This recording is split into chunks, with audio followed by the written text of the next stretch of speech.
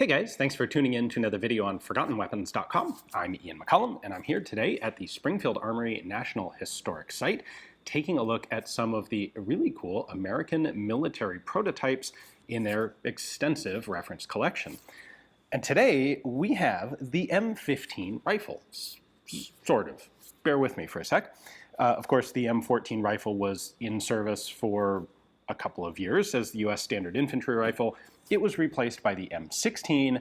What came in between, you might wonder? What was the M15? Well, this is the M15, or it would have been had any of them actually been manufactured in mass production, which, spoiler, they weren't.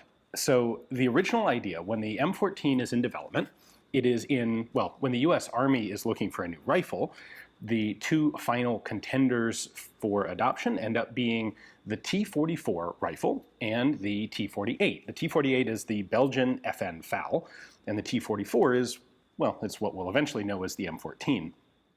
And both of these guns were developed as pairs. So there was a standard infantry rifle, and then there was a heavy-barreled light machine gun variant. And the idea was that a pair of rifles like this would replace a bunch of other guns in U.S. service. So they were intended to replace the submachine gun, so the M3 grease gun, and the M1 Garand would both be replaced in service by the new M14 rifle. It would be select fire, so it could take the role of the submachine gun where necessary. And then you could have the heavy-barreled variant that would replace like the 1919 A6 sort of, and the BAR, more substantially the BAR. So it's sort of an infantry light machine gun, sort of a squad support weapon, but with the capacity for at least limited sustained fire by having a bipod and a heavy barrel. And there were versions of the FAL built like this, and there were versions of the T44 built like this. So we start this in like 1953. There is the standard T44, which is the final rifle that's really going to become the M14, but it's not in its final form yet. The regular T44 was the infantry rifle. As an interesting side note, at that point, they had two different versions of the T44 that they were considering. One of them was a select fire rifle with a detachable box magazine. The other was actually a semi-auto only rifle that had a 10-round magazine that was only semi-removable. Like, you had to actually take the trigger group out to remove the magazine, and it was intended to be issued with only one magazine and reloaded by stripper clip. Now, fortunately, that idea got scrapped pretty quickly, but we end up with 1953, the regular T44, and then the T44E5 was the heavy-barreled model. And Aberdeen Proving Grounds spent basically a year testing this rifle between July 1953 and July 1954. They wanted it to be 12 pounds with a rate reducer that would make it shoot 350 or 400 rounds a minute, essentially the same as the slow rate of fire on the BAR. It didn't actually work quite like that. It was more like 550 rounds a minute, and it weighed in excess of 14 pounds. They spent a long time testing it. Now, during this testing period, they actually made a new version as well. There was the T44E2 and E3. Those were an iteration and improvement on the gas system, and they aren't really relevant to us for today's video. What the testing revealed was that essentially every element of the E1 heavy barrel was not great. The stock was uncomfortable. The bipod caused accuracy problems because you could load the bipod and it would push the barrel. Barrels do bend, by the way. If you have a bipod out here and you put pressure on it, you will bend the barrel, not permanently and not noticeably until you're shooting at several hundred yards, and then you'll see your point of impact change dramatically. That's something like you can go take a G3 or a FAL or any rifle with a barrel mounted bipod and test that and find it yourself. Well, it was a problem on the T44E1s. There was heat mirage coming off the barrel that would cause problems with sight picture.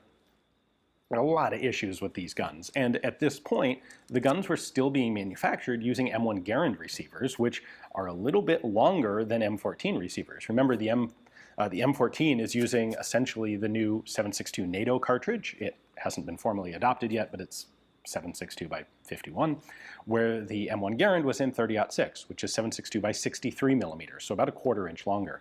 And all the early developmental guns through the T44E2s and E3s used modified M1 Garand receivers. Well, once they get to the point where this is looking like a really serious contender for U.S. adoption, despite its problems, they start making actual purpose-built T44 receivers. They're shorter, they're the correct length for the gun, and that's where we get the T44E4 standard rifle and the T44E5, which is this gun. Sorry, this is taking a little while to build up to what we're actually looking at here.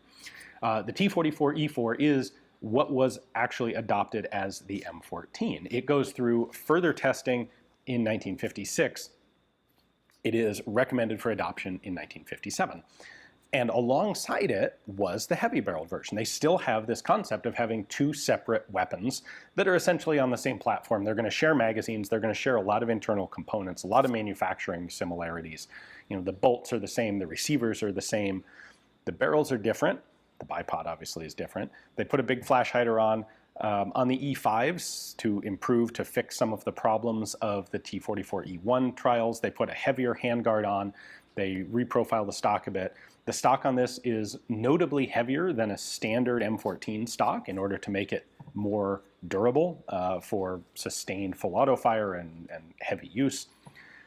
And these guns, like I said, get recommended for adoption. So let's take a closer look. This becomes officially, the T44E5 is officially adopted as the rifle M15. Start with a quick look at the receiver markings here. We would normally expect markings on the heel of the receiver on an M14. On these developmental guns, they're actually on the side. So this is rifle caliber 30, T44E5, made by the Matheson Tool Company. Now the differences between the M14 and the M15 are really pretty minimal. So if we start at the front end, early on the heavy barrel guns were the only ones with flash hiders. By the time you get to the M14 adoption, it also has a flash hider, so that ceases to be a distinct element. Next up, we have the bipod, which does give you a fair amount of pivot to the rifle, and I can actually take it off. We have a catch right here. If I push that down, I can slide that off. So there is the bipod mounting block. Got the front sight behind it. You've got the locking nut right there, as you would see on the M14. The bipod legs are adjustable for length, so we've got a button there. If I push that in, I can extend the bipod down, actually quite a lot. And then the bipod legs also fold, so I push that button in, and I can snap the legs back up. There we go, into the stowage position. Nice big feet on the bipod so it won't sink into soft soil. It's heavy, but it's not a terrible bipod. There is a full auto mechanism on the rifle, and it's the exact same one that's on the M14, which is such a kludge. It's set to full auto right now. You can switch it by pushing the lever in, rotating it around to semi-auto, like that. And the way this thing works, I covered this in my M14 video, but essentially you just have this external trip lever. And the idea of full auto is you don't want the hammer to just follow the bolt forward. You want the bolt to go fully into battery and lock, and then something releases the hammer to fire a second round as long as you're holding the trigger down. And on the M14 and M15, it's this external lever. So the last bit of forward operating rod movement, you can see it's going to lock into place right there, and then it's fully locked. The op rod still has a little bit of travel to go forward. The last bit hits this lever and pushes it forward. That lever comes back here, and when it gets pushed forward, it releases the hammer to fire. So it's like an external auto trip lever. Very janky, very kludgy, but that's what they went with on these. And the M14, of course, as well, until on virtually all of the rifles, they just disabled this system because full auto in an M14 is not really practically useful. The M15 got a flip-up shoulder rest of maybe some dubious utility. This ended up getting moved on to the M14. So a lot of the M15 features, the bipod and the shoulder stock, the shoulder rest, would end up in the M14, which gets to why they weren't actually manufactured, but we'll talk about that in a minute. Same 20-round standard magazine that the M14 used. Now the stock is actually notably heavier than an M14 stock, and I'm going to disassemble this to show you. So fire control group's the same as the M14. Again, part of the idea here is parts compatibility with an M14. All All right, so here is our T44E5 stock, and here is a regular M14 stock. And I think that should give you a fairly good idea of how much they were beefing up the E5, the M15 stock. You can definitely see it out here at the end as well. So this is an M14 that got shot a lot. It's kind of blackened on the inside there, but a lot more material out here. And I can also show you with these, the shoulder rest that the M14 got actually ended up being a bit larger than the M15s. And while we've got that M14 taken apart, I can also show you the barrel profile. So this is the M14 on the bottom, this is the M15. You can see the barrel profile here is far heavier than what you've got on the M14. The M14 is cut down almost immediately past the chamber to a relatively small profile, where the M15 stays huge all the way out here, and then even past, it's still a little bit larger in diameter. So that is to give it more mass, not so much to make it more accurate as to make it heat up slower. So you can get a bunch of sustained fire through the barrel before it gets hot enough to start causing point of impact problems or reliability problems. Now, there was never actually a single rifle manufactured marked M15. Despite it being adopted as such, the T44E5 being adopted as the M15, before they could even get into production, problems showed up. So the Marine Corps, in its testing in 1958, found that if they just took a bipod like this and clamped it to an M14, their test results were equal to the M15 rifle. They didn't actually need a separate heavy barreled gun. The barrel wasn't heavier enough. The stock modifications weren't significant enough. The flash hider, well, there's a flash hider on the M14 at this point. They don't need to. So the Marine Corps was kind of like, we don't want the M15. It's unnecessary extra expense. We'll just take some bipods, and when we want support weapons, boom, you put a bipod on your M14 and you've got a support weapon. The Infantry Board, speaking for the armed forces in general, came to the same conclusion in April of 1959.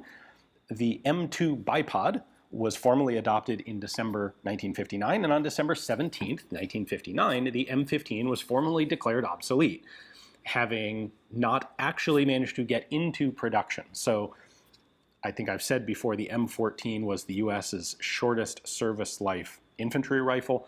Well, it may have been short, but it was definitely a lot longer than the service life of the M15, which never actually had a service life. So you will find also M14E2 rifles. That's typically what you see in this configuration, and those have a pistol grip stock. Those were used in limited numbers. That's a story for a separate video, but a very similar concept. Not actually the M15, and this is, well, these were made by the Matheson Tool Company, who did a lot of the development work for the M14 project. They made 3 of these rifles. So essentially, the M15 had a production run of 3. Anyway, hopefully you guys enjoyed the video. I'd like to give a very big thanks to the Springfield Armory National Historic Site, run by the Park Service, curating and taking care of the massive, very cool reference collection that Springfield Armory amassed over about 100 years from the end of the Civil War until the Vietnam War, when it was shut down. If you find yourself in Springfield, Massachusetts, definitely take some time to come check out the museum. There are a lot of neat developmental and prototype weapons from all sorts of iterations, experiments on the M1 Garand, double-barreled, weird American-made FAL thing that's definitely worth checking out. All sorts of cool stuff here. So check out the museum. Hopefully you enjoyed the video. Thanks for watching.